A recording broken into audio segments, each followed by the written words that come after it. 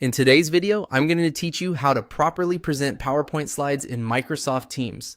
If you want your presentation to look clean and professional, it's important to share the right thing at the right time in Teams.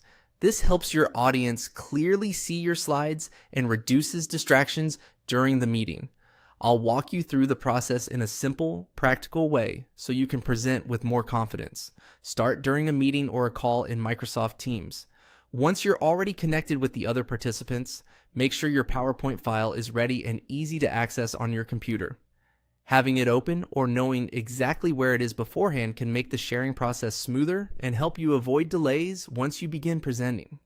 Next, click on Share in the Meeting Controls. This is the main button you'll use anytime you want to show content to other people in the call. When you select it, Teams will open the sharing options and let you decide exactly what you want everyone to see. After that, click on Choose what you want to share.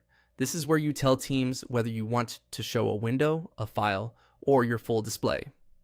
Choosing carefully here matters because it affects how much of your screen the audience can view while you present.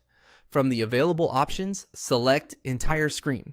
This is a useful choice when you want to move smoothly between your slideshow and anything else you may need during the presentation. It also helps ensure that your PowerPoint displays correctly if you switch into presentation mode. Just remember that when you share your full screen, participants may be able to see anything else that appears there, so it's a good idea to close unrelated tabs, apps, or notifications before you continue. Now choose your PowerPoint. Go to the presentation you want to show and make sure it's the correct file. If you have more than one version saved, take a quick second to confirm you're opening the final one. This small check can save you from presenting the wrong deck by accident. Finally, click Share. Once you do, your audience will be able to see your screen and follow along with your slides. At that point, you can begin presenting your PowerPoint normally. Speak clearly, move through your slides at a steady pace, and keep an eye on Teams in case participants have questions or need clarification.